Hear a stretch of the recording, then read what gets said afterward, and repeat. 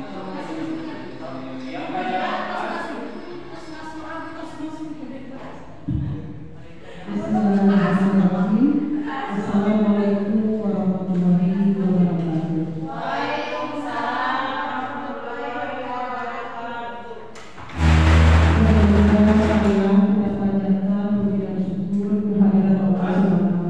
wabarakatuh.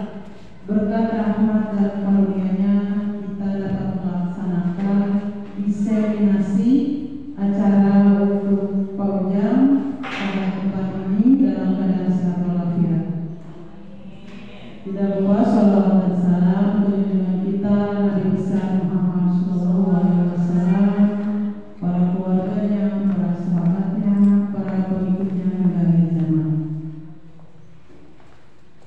Pada saat ini kita akan melaksanakan diseminasi.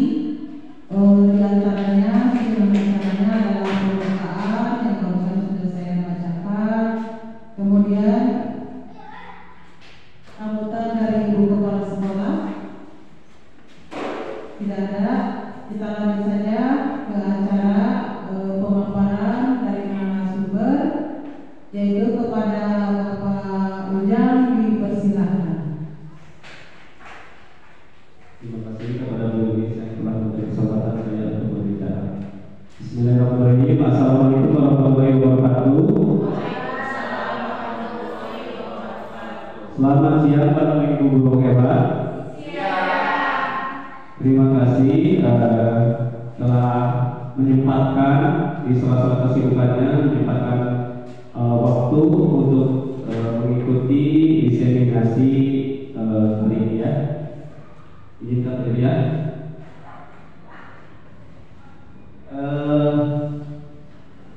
Pada kesempatan ini saya akan melakukan aksi nyata pada 1.1, yaitu menyebarkan pemahaman dan penerapan budaya positif ya.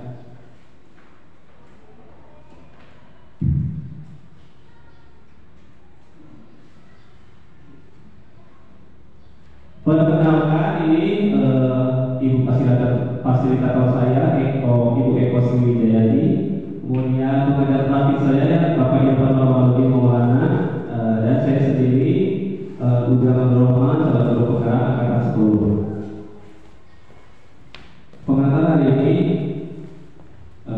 itu salah satu aspek penting dari filosofi ngajar Dewantara adalah pembentukan budaya positif di lingkungan pendidikan.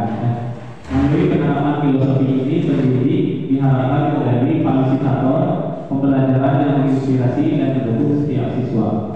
Budaya positif menciptakan lingkungan belajar yang kondusif dan membangun fondasi kuat bagi perkembangan siswa secara menyeluruh. Dengan memahami dan menerapkan prinsip-prinsip budaya positif, pendidik dapat membawa perubahan positif dalam dunia pendidikan, mempersiapkan generasi yang berkualitas dan membantu mewujudkan cita-cita besar pendidikan untuk semuanya. Jadi kita sebagai pendidik harus menerapkan budaya positif supaya membawa perubahan positif dalam dunia pendidikan. Konsep inti budaya positif yang akan kita pelajari hari ini, yang pertama perubahan paradigma belajar, kedua disiplin positif, yang ketiga nilai-nilai perhatikan, yang keempat kebutuhan dasar manusia, yang keenam motivasi perilaku manusia, selanjutnya ada posisi kontrol guru, segitiga diskusi, yang terakhir keyakinan keras. Yang pertama kita akan pelajari adalah pembelajaran dengan paradigma baru. Pembelajaran dengan paradigma baru ini yaitu pembelajaran yang dirancang berdasarkan prinsip pembelajaran berdiferensiasi yang disesuaikan dengan kebutuhan peserta didik untuk mewujudkan profil pelajar Pancasila.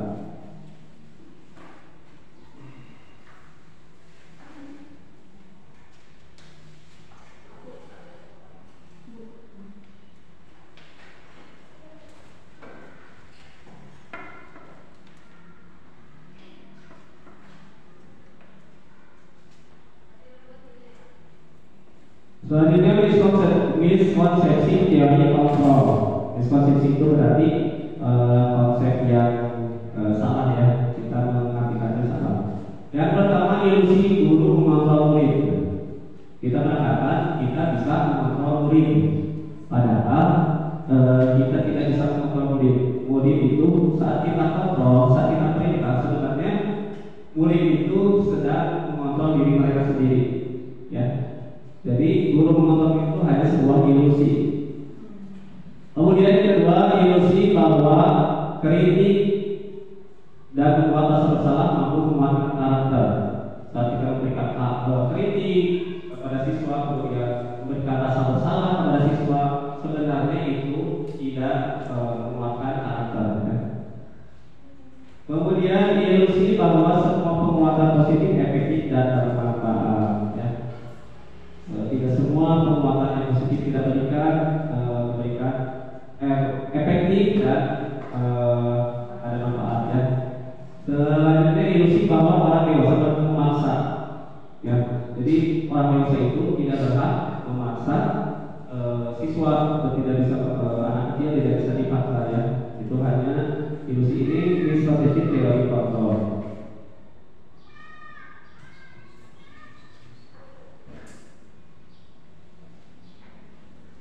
Kemudian kita mengubah paradigma stimulus respon dan pendekatan teori kontrol.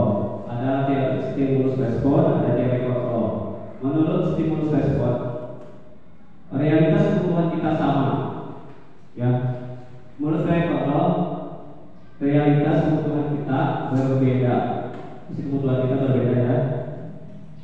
Kemudian menurut teori stimulus respon, semua orang melihat hal yang sama. Menurut teori kontrol, setiap orang memiliki gambaran yang berbeda, ya.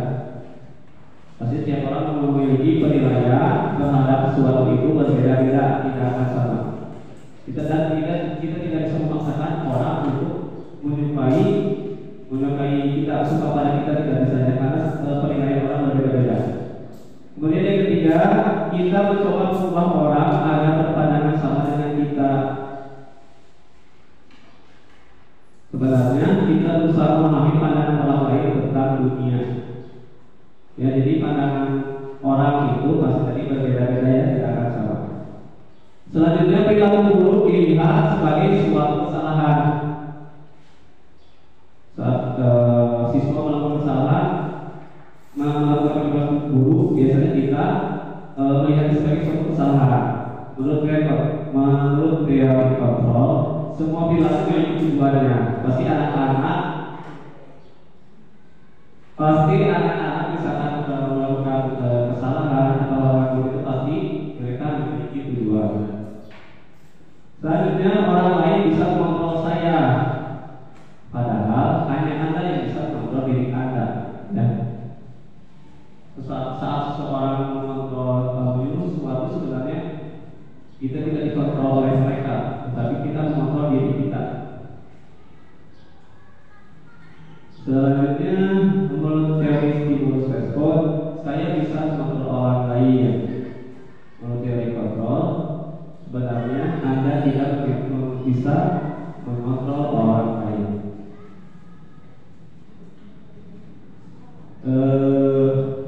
Yang terakhir, pemaksaan ada pada saat tuduhan gagal. Menurut teori kontrol, kolaborasi dan konsensus menciptakan pilihan. Itu, ya, bisa dipanggil Pak Ibu? Bisa. Selanjutnya, disiplin positif. Apa itu disiplin, Bapak Ibu? Disiplin itu apa? Mentaati aturan. Ya, disiplin positif berasal dari bahasa Latin, yaitu disiplina, yang berarti belajar. Disiplin itu belajar, ya. Disiplin diri dapat membuat seorang menggali potensi menuju kepada sebuah tujuan, sesuatu yang dihargai dan bermakna. Kemudian sebagai pendidik, tujuan kita adalah menciptakan anak-anak yang memiliki disiplin diri sehingga mereka bisa berperilaku dengan mengacu pada nilai-nilai kebaikan, besar dan memiliki motivasi intrinsik bukan efisien.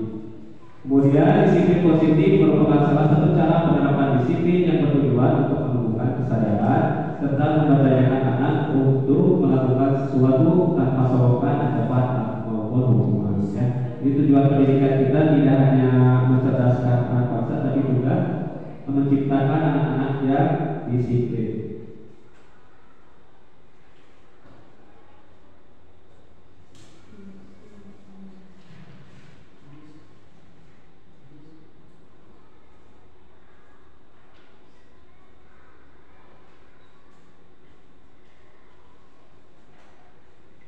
Selanjutnya nilai-nilai kebajikan. Nilai kebajikan yaitu nilai yang disepakati bersama lepas dari suku bangsa, agama, bahasa maupun latar belakangnya. Jadi nilai-nilai kebajikan yang nilai yang disepakati bersama yang tidak memandang suku bangsa, agama, bahasa ya, walaupun sukunya berbeda, pasti nilai kebajikan itu akan disepakati. Misalnya kejujuran, walaupun agamanya Hindu, Buddha, pasti nilai kejujuran itu akan disepakati. Kemudian kebersihan, ya, suku bangsa apapun pasti akan sepakat ya kebersihan itu baik ya. Itu adalah nilai-nilai kebajikan. Nilai kebajikan diantaranya profil pelajar Pancasila. Apa saja profil pelajar Pancasila? Ada yang bisa disebutkan? Atau sudah ada di layar? Sudah ada? Ada yang bisa membuat lagunya biar tambah semangat? Ada besi. Midas bisa maju ke depan. Ada gerakannya ya juga. Ada gerakannya juga. Ayo kita. Besi. Oh tidak.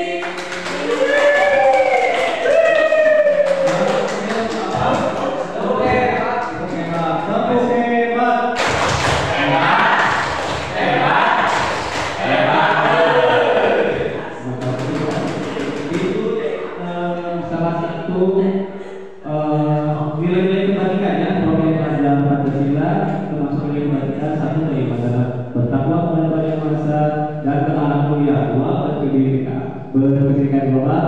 Tiga gotong royong. Empat mandiri. Lima kreatif. Enam adalah kritis. Ya, itu disepakati tidak hanya di Indonesia ya. Gotong royong, mandiri, kreatif juga di berbagai negara pun juga disepakati sebagai nilai-nilai kebajikan. Selanjutnya Ibo Primarians Program PYP ya, itu termasuk diantaranya rasa hormat ya, integritas, mandiri, menghargai, antusias, empati, pengetahuan, kreativitas, kerjasama, percaya diri, dan komitmen.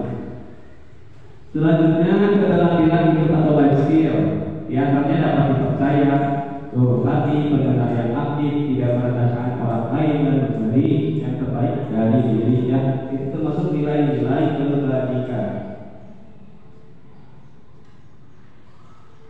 Selanjutnya kebutuhan dasar manusia. Ya kan Bapak Ibu, kebutuhan dasar manusia itu apa saja? Ada yang bisa menjawab? Kebutuhan makan.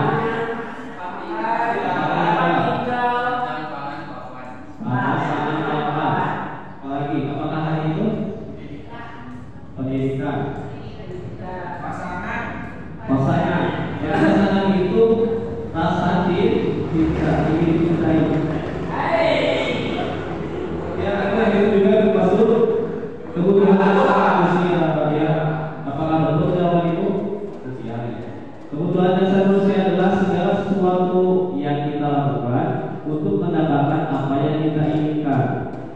tindakan yang kita lakukan memiliki tujuan tertentu dan semua usaha terbaik yang kita lakukan adalah dalam rangka agar kebutuhan dasar kita terpenuhi dengan baik. Ya, kadang ada seorang yang melakukan sesuatu kejahatan sebenarnya itu tujuannya ingin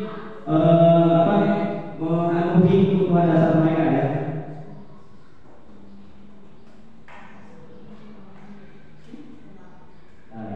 Dari jawaban Bapak Ibu, ternyata ada 5 kebutuhan dasar manusia. Yang pertama kesenangan, yang kedua cinta dan kasih sayang. Tadi seperti yang Pak Ade bilang, ada membutuhkan pasangan itu termasuk cinta dan kasih sayang. Yang ketiga kebebasan, yang keempat penguasaan, yang kelima bertahan hidup. Untuk yang kesenangan itu kebutuhan untuk merasa senang. Jadi Bapak Ibu ingin senang, ingin sedih, ingin tertawa atau ingin menangis? Tertawa. Itu adalah tertawa. Termasuk kebutuhan untuk merasa senang. Yang kedua cinta dan kasih sayang, yaitu kebutuhan untuk diterima, memberi dan menerima kasih sayang, seperti yang tadi Pak bilang, ya. Berkoneksi juga, ya. Koneksi itu berarti menjalin hubungan, ya. Yang selanjutnya kebutuhan dasar manusia itu kebebasan. Jadi manusia itu butuh kebebasan, ya. Itu kebebasan, kebutuhan akan pilihan, kemandirian dan otonomi. Selanjutnya kebutuhan penguasaan, itu kebutuhan pengakuan atas kemampuan dan prestasi. Pasti Bapak Ibu ingin diakui, ya, ingin merasa eksistensinya ingin diakui. Itu adalah kebutuhan penguasaan. Yang terakhir itu kebutuhan untuk bertahan hidup, dari adanya makanan, pakaian, tempat tinggal, sarana, papan, sarana, pangan, dan papan. Itu termasuk kebutuhan fisiologis. Kemudian ada serta psikologisnya itu rasa aman. Itu 5 kebutuhan dasar manusia. Jadi bila ada seorang yang melakukan sesuatu yang dianggap negatif, sebenarnya mereka itu sedang dalam rangka memenuhi kebutuhan mereka. Misalkan untuk cinta dan kasih sayang, misalkan karena siswa ada yang cari perhatian, ada siswa yang cari perhatian, melakukan sesuatu yang buat jengkel, bikin gagal misalnya. Sebenarnya itu mereka itu ingin mendapatkan cinta dan kasih sayang atau perhatian, ya. Seperti itu.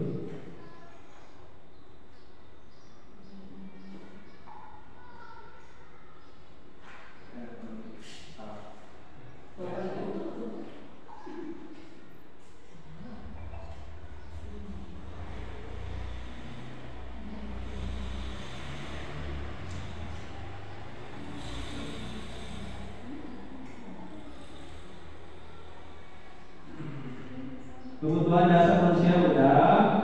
Tadi apa saja? Ada yang masih ingat tadi 5 kebutuhan dasar? Coba.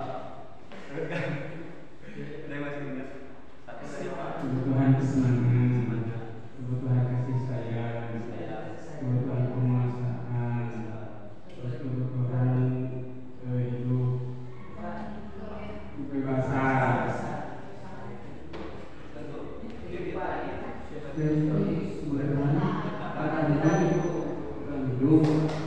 Lapuk jempol untuk Randy, lapuk jempol.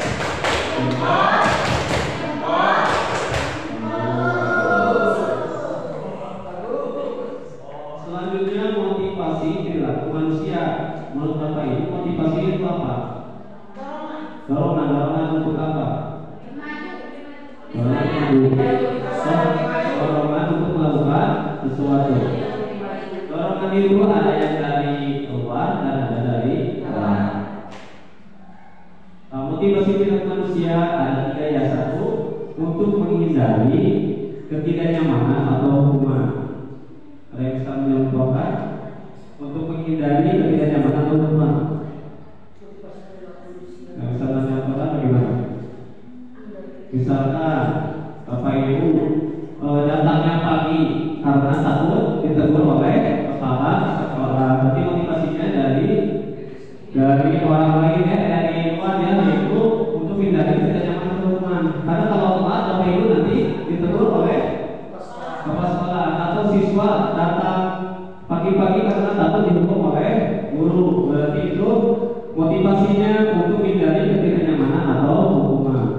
Yang kedua, untuk mendapatkan imbalan atau penghargaan dari orang lain, ada yang bisa menyampaikan mengejar ranking. Jadi anak belajar karena ingin mendapat ranking. Ya, berarti itu motivasinya untuk mendapatkan imbalan atau penghargaan dari orang lain itu juga. Ini motivasi dari luar, ini juga motivasi dari luar. Yang ketiga, untuk menjadi orang yang mereka inginkan dan menghargai diri sendiri dengan nilai-nilai yang mereka percaya. Bisa dicontohkan motivasi ini? Contohnya? Menjadikan diri lebih baik. Menjadikan diri lebih baik. Contohnya misalkan Pak Ajis datang dari luar kota, datang selalu pagi-pagi. Apakah motivasinya dari mana? Pak Ajis dari diri sendiri. Dari diri sendiri. Ingat-ingat kewajibannya ya. Bisa dari luar, dari diri sendiri.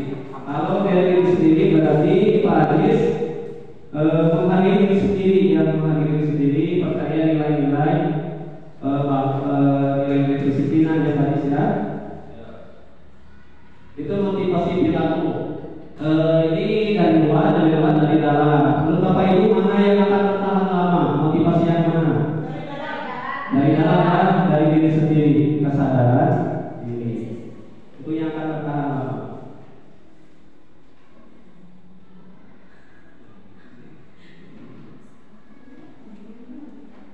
Selanjutnya posisi kontrol guru. Kontrol guru ada apa saja? Ada penghukum, ada kedua membuat bersalah.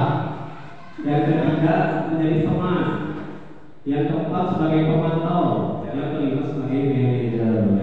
Ya, nanti Bapak Ibu refleksikan selama ini Bapak Ibu posisinya sebagai apa? Sebagai penghukum, membuat dosa bersalah, sebagai teman, sebagai pemantau, manajer. Jadi kaitannya kepada murid ya.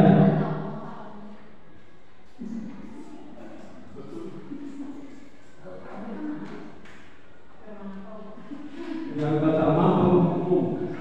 Kalau penghukum, jadi anak tidak diberitahu hukumannya terlebih dahulu bisa. Contohnya penghukum itu ada kasus siswa yang tidak upacara, terus anak langsung aja dihukum hormat bendera. Padahal anak tidak tahu,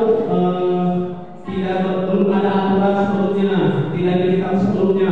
Kalau tidak upacara, kalian akan hormat bendera, akan dihukum. Ya, itu tidak diberitahu sebelumnya.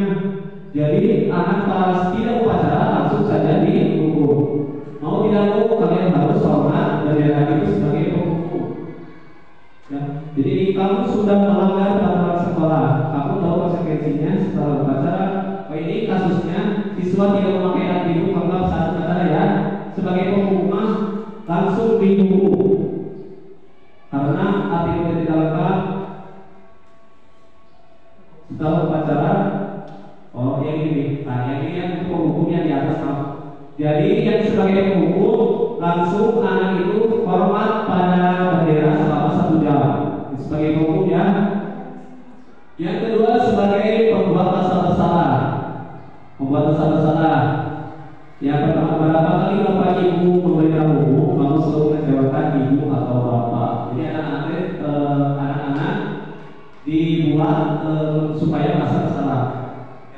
Kamu telah mengecewakan Bapak Ibu, ya. Apa yang kamu lakukan itu mengecewakan Bapak Ibu. Nah, itu menjadi anak-anak supaya merasa bersalah. Yang selanjutnya sebagai teman. Yang sebagai teman, misalkan ayo dong ikuti aturan sekolah, tolong bantu ibu ya sekali ini supaya tidak apa-apa ya. Sudah tidak apa-apa, lain kali jangan sampai bolos seperti ini lagi. Itu sebagai teman. Jangan membuat kesalahan lagi ya, bantu bapak. Misalkan kalau kalian lakukan itu, bapak malu sama kepala sekolah. Ini sebagai teman.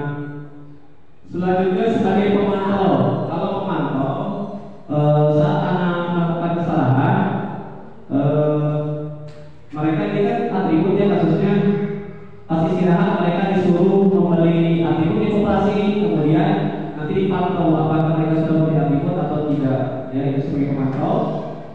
Selanjutnya sebagai manajer.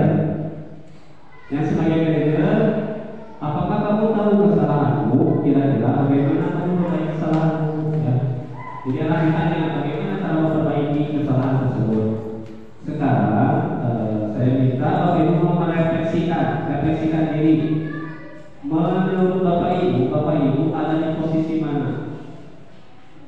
Sebagai pengukur, pembuat salah, sebagai teman, sebagai pemantau, sebagai manajer. Refleksikan dulu, nanti ada yang bisa mengatakan. Jika saya sebagai pengukur karena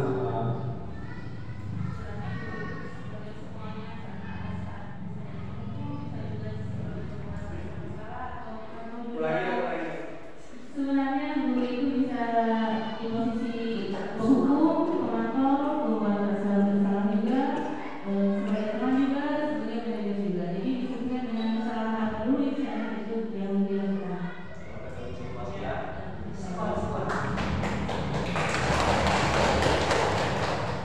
Tepuk wow untuk duduk, tepuk wow.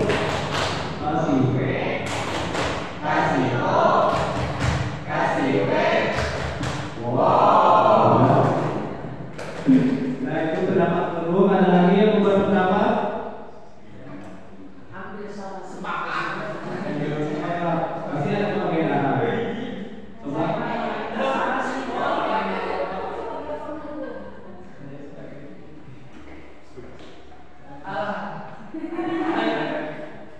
Izin kalau untuk saat ini mungkin dengan kesadaran ya, saya berada di nomor 1 sebagai penghukum karena memang mungkin tidak diberikan untuk kesepakatan awal dulu. Tapi jikalau memang kesalahannya fatal ataupun berlebihan, ya tidak ada salahnya sebagai penghukum dengan catatan mungkin tidak melebihi kapasitas atau aturan yang berlaku seperti itu.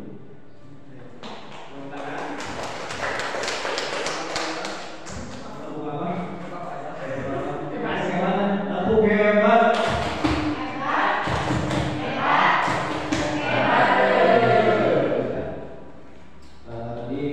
Ada lagi yang mau refleksikan diri? Ada? Cukup ya. Menurut Bapak Ibu, posisi mana yang paling bagus? Menurut Bapak Ibu?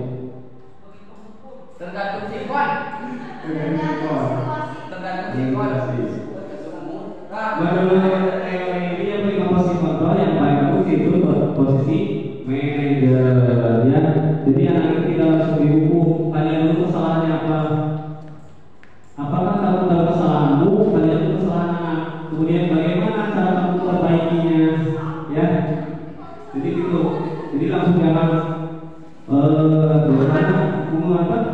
membersihkan WC. Ya. Anaknya kan aku. Nah itu termasuk apa? Anaknya kan aku disadarkan tidak ada. Aku tidak tahu kesalahan kamu, Bapak kasih tahu ya. Kesalahan ini.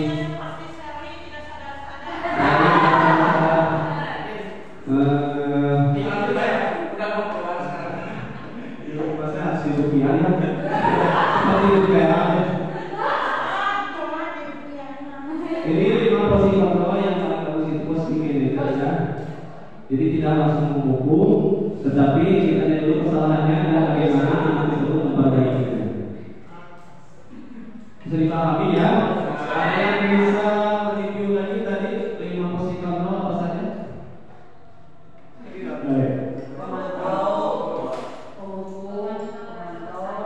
Pertama, penghukum. Kedua, pembuat rasa bersalah. Ketiga, teman. Keempat, pemantau. Kelima, manajer.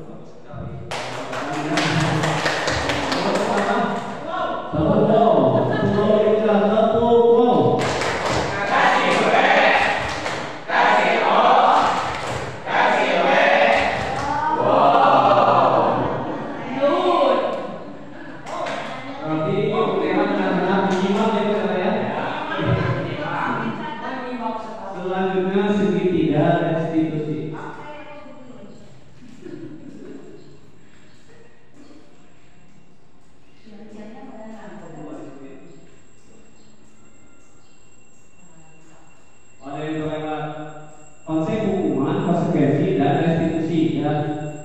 ada hukuman, ada konsekuensi, ada restitusi. Ya, selama ini kan kita yang tahu itu aja hanya hukuman, ada konsekuensi juga ada.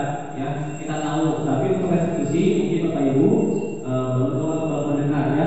Yang pertama hukuman tidak berencana atau tiba-tiba. Ya, dan tadi seperti yang tidak upah tidak masalah langsung saja disuruh hormat bendera asal mereka diberitahu sebelumnya. Ya. Kemudian tidak tahu apa yang akan terjadi atau tidak dilibatkan, tidak ada berbicara bagaimana cara memperbaiki kesalahan mereka.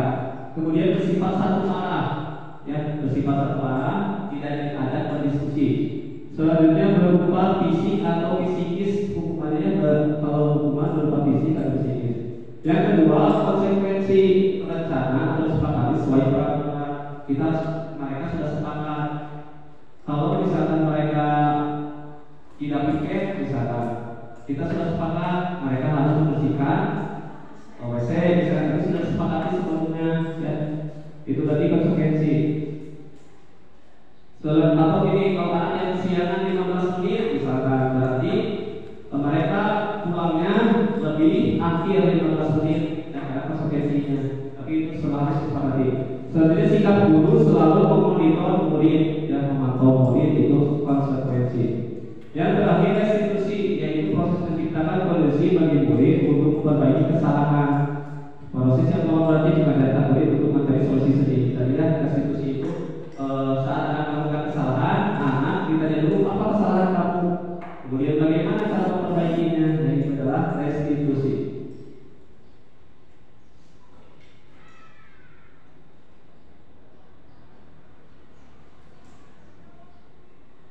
Ini ya penerapan segitiga restitusi. Restitusi itu tadi proses menciptakan kondisi bagi murid untuk memperbaiki kesalahan mereka sehingga mereka bisa kembali pada kelompok mereka dengan karakter yang lebih kuat. Ini menurut dosen tahun 2004.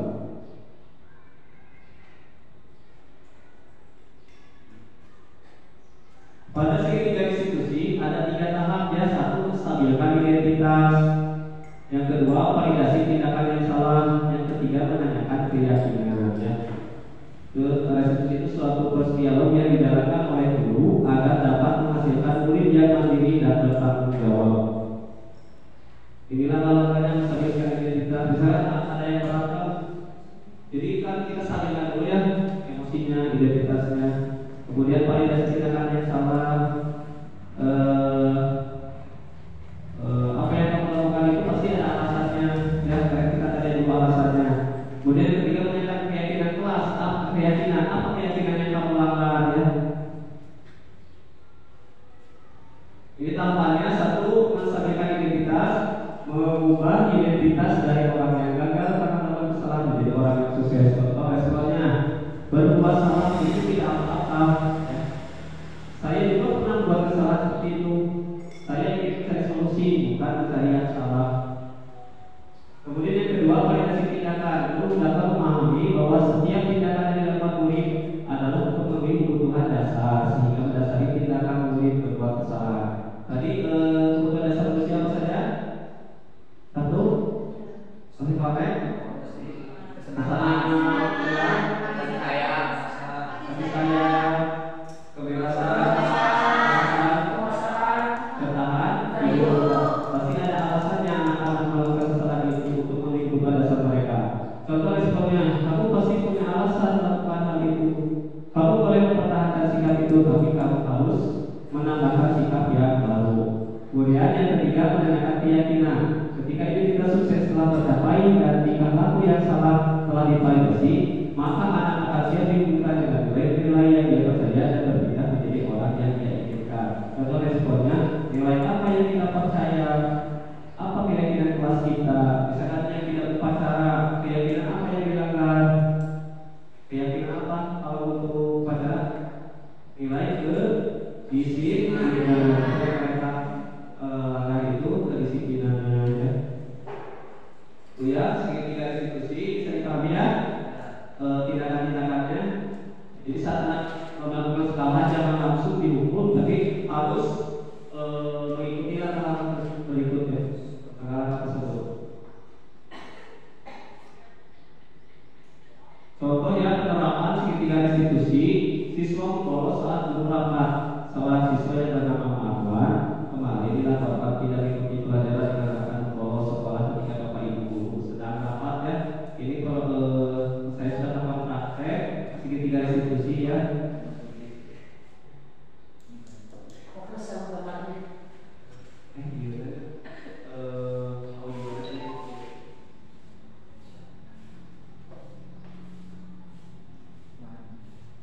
Ini skenario kasusnya ya.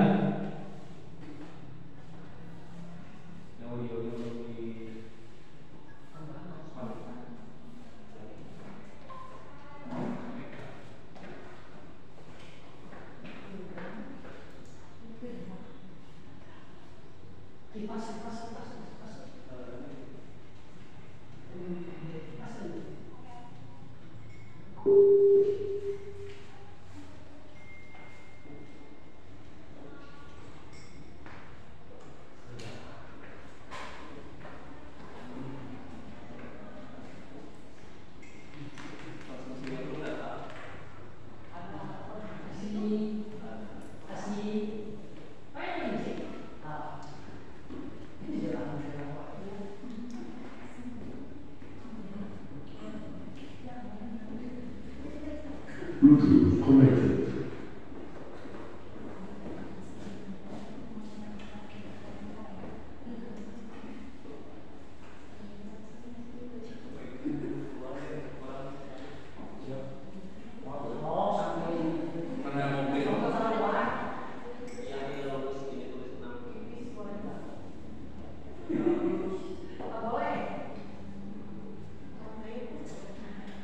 Ini skenario kasusnya langsung aja ya.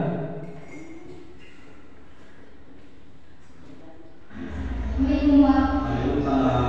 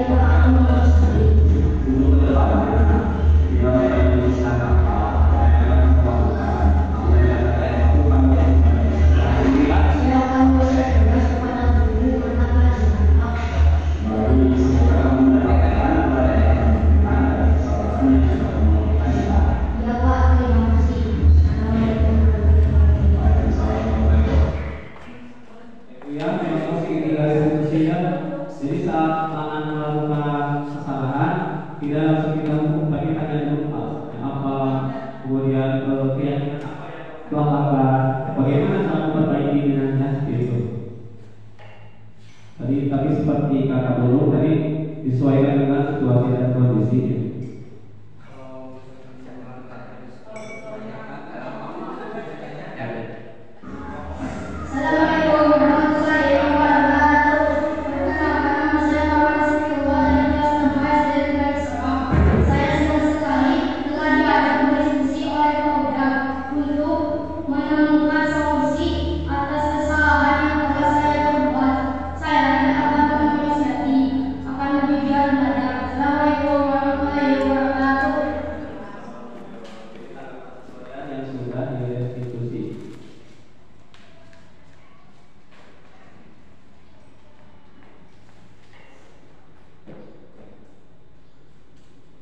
Cerita gitu Bapak Ibu, ada yang mau review langkah-langkah segitiga restitusi apa saja?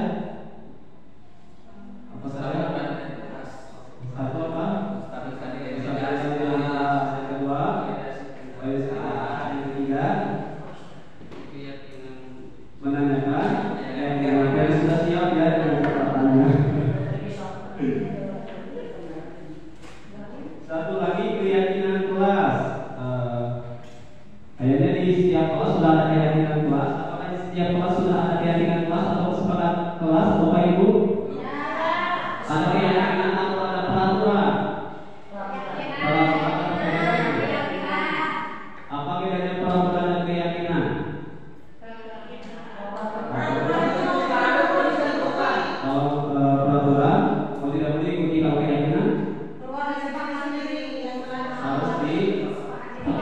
paketin dulu ya.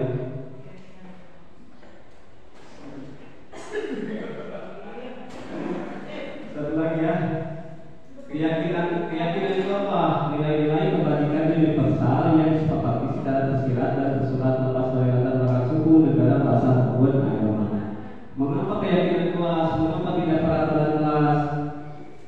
Seorang akan lebih tergerak dan bersemangat untuk menjalankan keyakinannya daripada hanya sekadar mengikuti serangkaian peraturan tertulis tanpa manfaat. Kalau keyakinan dibuat bersama-sama ya, disepakati bersama. Kalau peraturan mau tidak mau harus melaksanakan. Langkah-langkah buat keyakinan kelas. Satu, berdiskusi mengusulkan peraturan yang bermitra warga. Jadi yang pertama kita diskusi dulu peraturan di kelas supaya satu orang menyebutkan satu peraturan kelas. Tidak boleh memakai sepatu ke kelas. Tidak boleh memakai sepatu ke kelas. Itu peraturannya. Peraturan kelas. Peraturan kelas harus berpakaian rapi. Berpakaian rapi. Peraturan kelas. Tidak boleh berbicara saat guru berbicara. Tidak boleh berbicara saat guru berbicara. Berarti harus mendengarkan ya.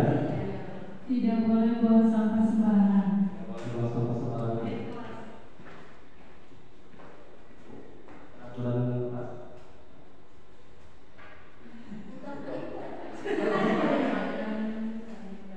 Tidak boleh makan sambil belajar.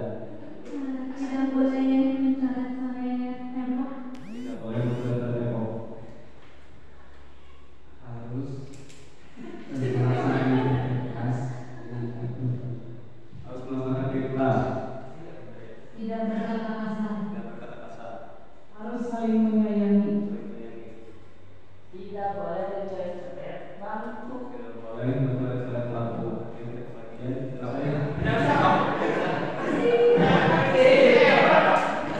Yang peraturan kelas. Tadi peraturan kelas ada kata tidak boleh dan lain-lain. Yang kedua, mengubah peraturan menjadi kalimat yang positif. Jadi jangan ada kata tidak boleh. Jadi benar apa? Tidak boleh. Jangan memakai sepatu. Tidak boleh jadi kalimat. Di mana sepatu di dalam sepatu depan Tidak kelas? sepatu di luar. Dari pertanyaannya, memakai sepatu sampai. Memakai sepatu sampai pintu di depan kelas. Tadi ada yang kata tidak boleh itu siapa? Banyak. Buang snack. Tidak boleh. Kata tadi tidak boleh. Buanglah sampah pada tempatnya. Tadi siapa lagi yang memakai tidak boleh? Tidak. Tidak boleh berkata kasar jadi harus. Tidak boleh berpasangan. Tidak. Oh, itu bagaimana itu Pak?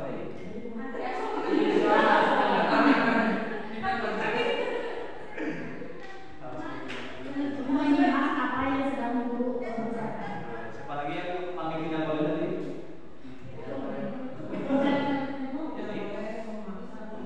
Menjaga kebersihan tembok. Awalnya Menjaga kebersihan bangku.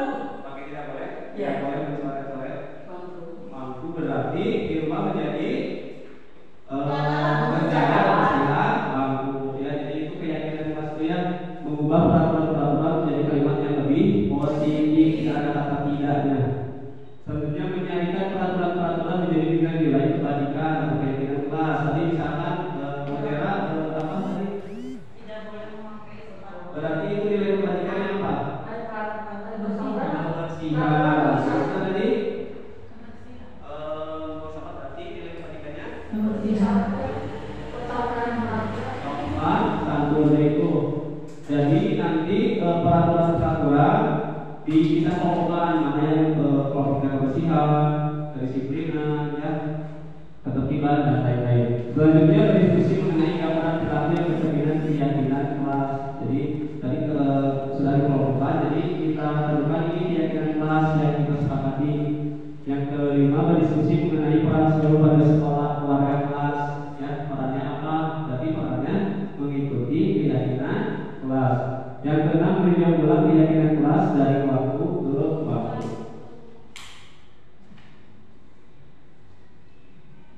Nah ini kemarin saya sudah memperhatikan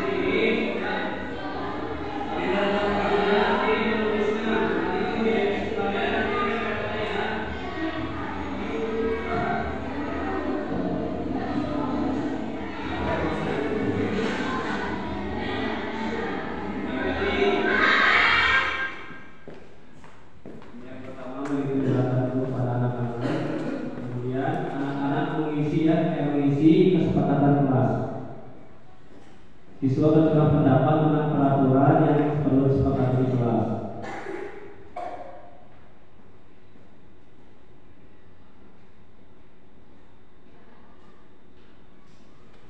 Selanjutnya, anak-anak mengumpulkan semua surat pendapat.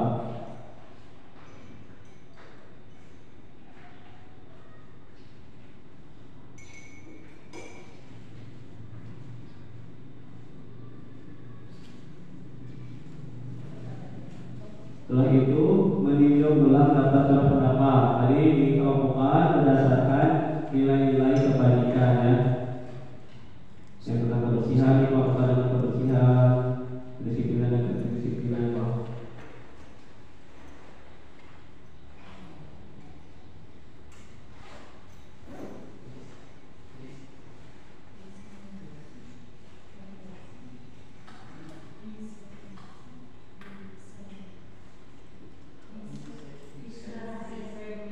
Yang ketiga, penandatanganan ya. Rekomendasi itu ditandatangani oleh semua siswa, artinya siswa.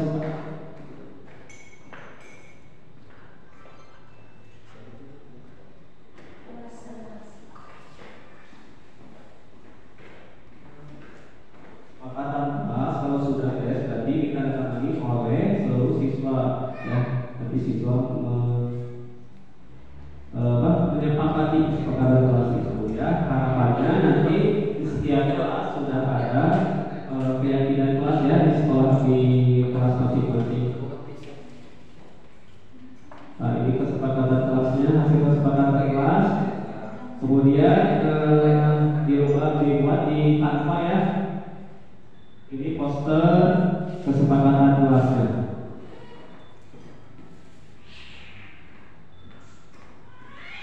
Nanti harapannya di tahun jalan baru di setiap kelas sudah ada kesepakatan kelas.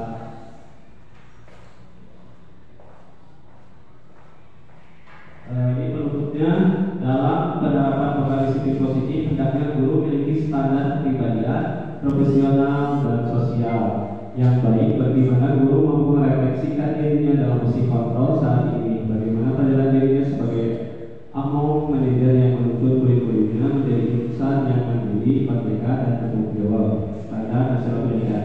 Jadi untuk menerapkan disiplin positif harus mulai dari diri sendiri, dari gurunya dulu ya, dari diri sendiri, dari hal kecil dan mulai saat ini ya. Untuk menerapkan disiplin positif kemudian harus mulai dari gurunya ya. Demikianlah paparan yang dapat saya sampaikan. Tapi sebelum ditutup kita refleksinya dulu. Bagaimana jadi apa saja yang kita pelajari hari ini. Kemudian untuk yang perasaan Bapak Ibu mengikuti diseminasi ini bagaimana ya?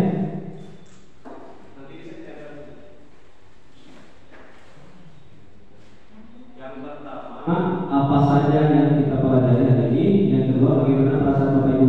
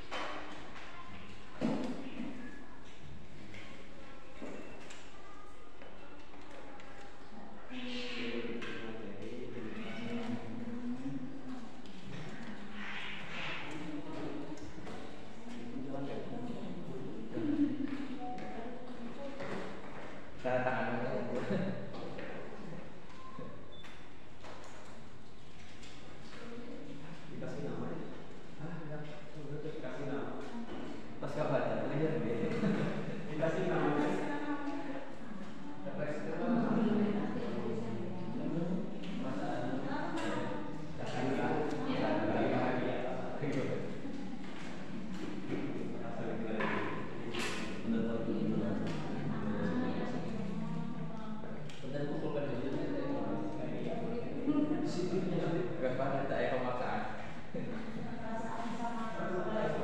Hah? Ini udah dipakai. Tidak apa-apa sih nama nanti kita kasih sini saja.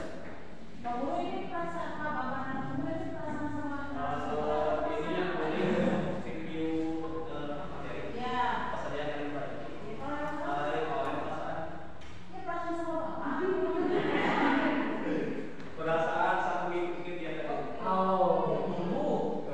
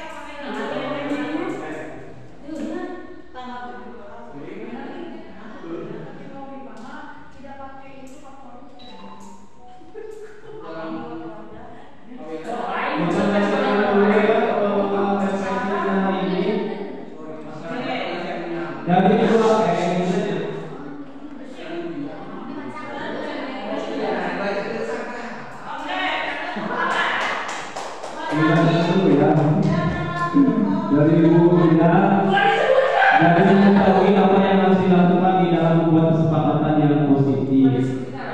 Dari Ibu Isna belajar tentang disiplin positif, guru mampu menerapkan tentang disiplin kepada muridnya. Dari Pak Lawin, 5 kontrol guru, disiplin, kebutuhan manusia. Kita sebagai guru jangan menanamkan ego. Ibu kami. Dari Pak materi yang disampaikan ialah mengenai budaya disiplin, ilusi, kesepakatan, cara mengkontrol belajar di kelas ya.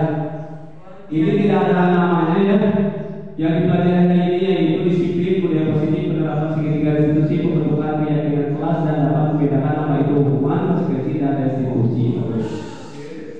Bu Listianti sebagai guru wajib mencerminkan pribadi, profesionalisme, memberikan motivasi kepada siswa agar dapat menggali potensi dirinya. Kembali ke potensinya.